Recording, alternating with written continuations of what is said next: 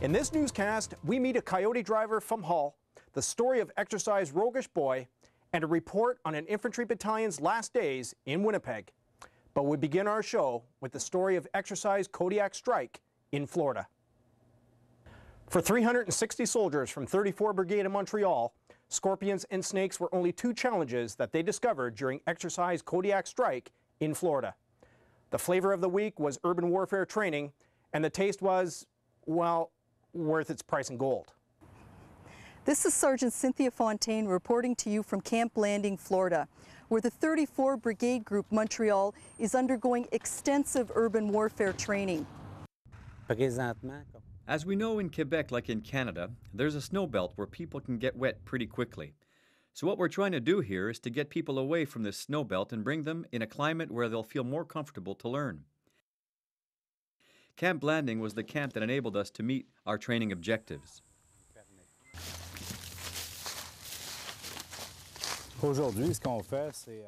Today we're going to practice house clearing to ensure that the houses are clear of enemies so that we can go inside. We inspect room to room to ensure that no enemy is in the house.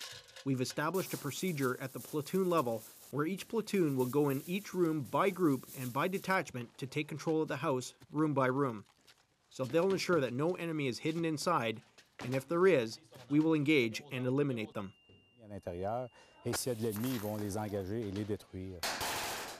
For training purposes, they'd wear the maze system, which consists of a laser box with sensors on the weapon and on the vest, as well as a laser monitor attached to the helmet. When the target is ready to shoot, an alternate sound like bip bip bip will go off, and when we're hit, a beep alarm will go off to tell us that we're dead or to cover us against any other targets. They'll remember the good times they had, the intensity of the training, the capacity to do training in an excellent environment. It has been nice weather, so the people have concentrated on the training and on their work. In the 5 years that I've done a lot of jobs, and I find this one to be the most gratifying. I'm proud of wearing the uniform and what I've done so far. I do it, and I know that not everyone can or wants to do this job. That's how I see it. For the past 34 years, the 2nd Battalion, Princess Patricias Canadian Light Infantry, have called Winnipeg home. As Sergeant Mike Vandenbroek reports, the battalion is moving to Canadian Forces Base Shilo and recently said their final goodbye to the city of Winnipeg. The 2nd Battalion's color bears the Distinguished Unit Streamer in the Battle of Campion, Korea, April 25th, 1951. For about 30 years, the 2nd Battalion of the Princess Patricias Canadian Light Infantry has called Kapyong Barracks in Winnipeg home. But recently, 2 PPCLI said their official goodbyes to the community and city. The battalion is moving to Canadian Forces Base Shilo, 200 kilometers west of Winnipeg. The battalion will now be co-located with the 1st Regiment, Royal Canadian Horse Artillery, the only other 1 CMBG unit located outside of Edmonton. The battalion will now be located beside one of the unit's primary training areas. The battalion conducted several ceremonies, including a sunset ceremony, a Freedom of the City parade, and a Farewell to Kapyong Barracks parade to commemorate the event. There were several speeches of thanks and a feu de joie, a tribute to the city of Winnipeg for the support the battalion received over the years. I see a footprint that is not in sand. I see a footprint of this battalion that is etched in stone. We may be leaving the city. We may not return. But our roots are in the city of Winnipeg. The final ceremony was the battalion change of command held at Kapyong Barracks. Command of the battalion changed hands from Lieutenant Colonel Mike Day to Lieutenant Colonel Stu Sharp. The 90th anniversary of the PPCLI and the official closing of Kapyong Barracks marked the end of 2 PPCLI's days in Winnipeg. For Army News, I'm Sergeant Craig Reid. Hello, this is Corporal Casey Wall, serving with 2 Combat Air Regiment, medic, and you're watching the Army News. While our Army continues to transform, members of 3rd Battalion, Princess Patricias Canadian Light Infantry, went to Fort Benning, Georgia to test new kit that will better equip the soldier of tomorrow. Army News was there and covered the story. More than 100 soldiers from 3rd Battalion Princess Patricias Canadian Light Infantry will arrive here in Fort Benning, Georgia to begin the 7th and final installment of the Fort Benning Experimentation Series. They will work closely with Human Systems Incorporated and Defense Research Development Canada to provide scientific data that will ultimately change the way the Army fights in the future. The 4-year Experimentation Series is a compilation of scientific experiments used to best determine which pieces of equipment will be chosen for soldiers to perform their tasks. The series is a very important part of the Soldier Information Requirements Technology Demonstration, otherwise known as SIREQ TD. Lieutenant Colonel Linda Bossi, technical authority for the SIREQ TD project, likes the direction SIREQ has gone in recent years. I don't know, each time we come to Benning it gets better and better. The technology we're using is more advanced, more impressive, and we're able to push the envelope a little bit more in terms of exploring alternative organizational structures, tactics, techniques, and procedures. The soldiers trial the equipment that the Canadian Forces is looking at purchasing for the Army. Equipment such as personal computing devices, intra-section communication devices, target detection devices, and navigational aids. Private Harlan Gamblin thinks the experience gained in trialing this equipment will make him a better soldier. Gaining the experience that I learned down here in trialing different equipment in the world and training in a different area in the world and training in a different kind of terrain in the world, it definitely I gain experience by that, and by experience I become a better soldier. In 2001, soldiers tested communication devices such as networked computing devices for the passage of data and the personal role radios for intra-section communications. Soldiers are currently using the PRR radio system on Operation Athena in Afghanistan. Major Daryl Mills, officer commanding Charlie Company, believes the experience the soldiers will gain by participating in these experiments will ultimately be invaluable to the Army. The mini computers, the pop-up screens, being able to track navigation routes or look at a piece of hardware and be able to see where your other sections or where your other platoons are on the battlefield. So the huge situational awareness is really what each individual soldier brings to the battlefield. David Tack, Vice President, Operations Human Systems Incorporated, knows his organization is helping the Army move forward.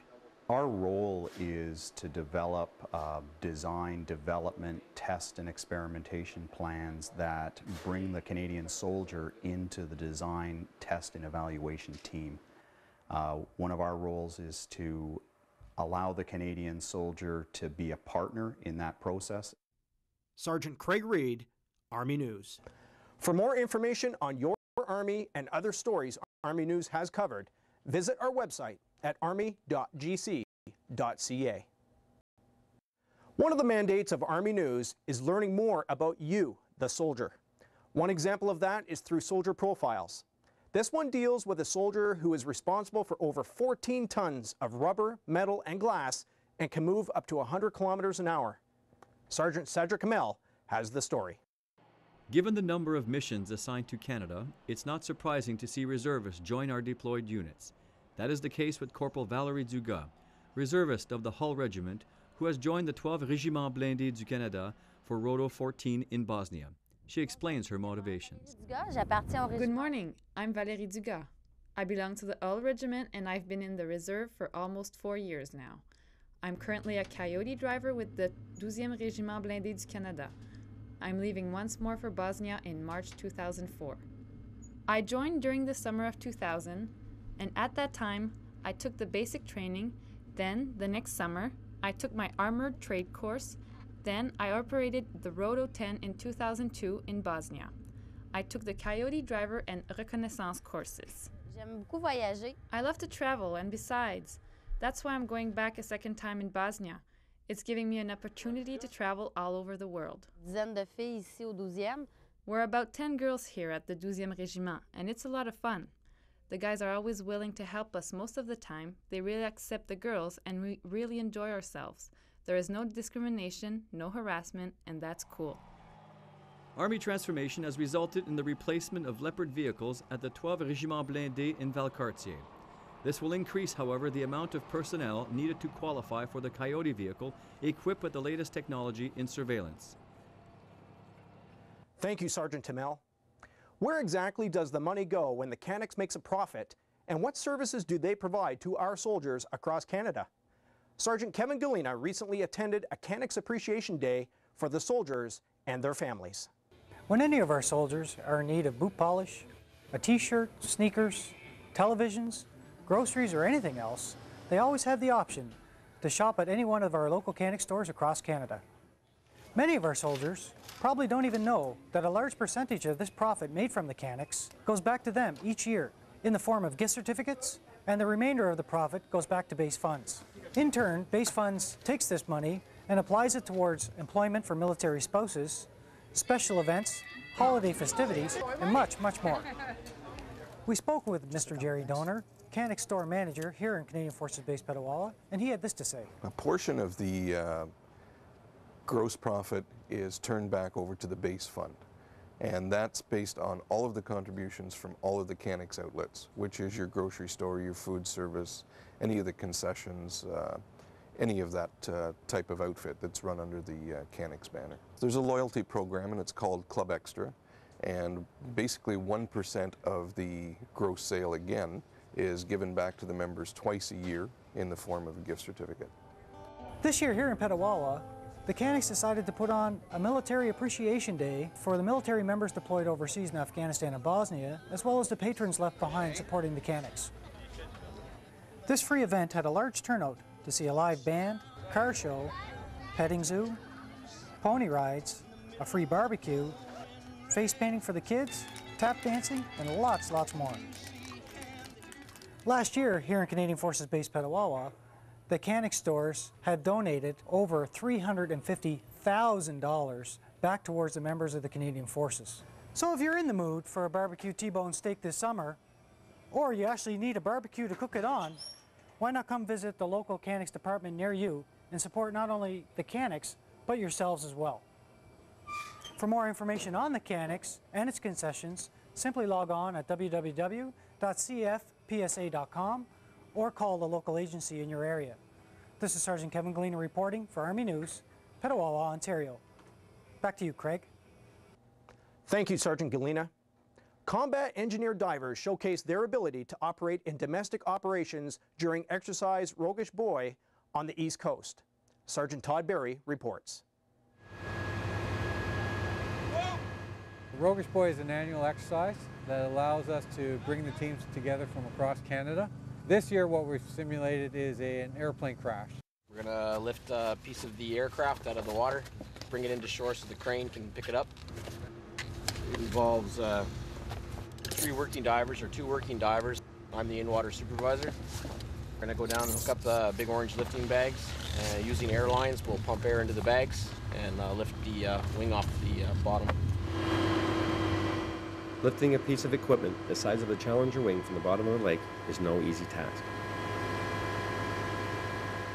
It involves a coordinated effort by all members of the team. It gives them an idea to understand what the complexities are of having to deal with a project like this, having to lift such large articles, and having to enter an area where there are a fair number of pieces of debris, things that they can snag on, wires and things like that. So they have to get their minds wrapped around that. And finally, the decontamination procedures. When we come onto the shore, we'll be fully kitted up. There will be no exposure to our skin. We'll be totally covered. What will happen is a hazmat team will be there, hazardous material team will be there, and they will scrub us down with bar sol or any other or special solvent that they have to clean us all off and rinse us off with fresh water before we actually strip down, just in case we are diving in some contaminated water. It is exercises like Roguish Boy which keep our combat engineers ready for any emergency. For Army News, this is Sergeant Todd Berry. This is Army News, your news for your Army, and we would like to hear from you. We welcome your feedback. Please visit our website at army.gc.ca. With that, you're up to date. Thank you very much for watching, and we'll see you next week. For Army News, I'm Sergeant Craig Reid.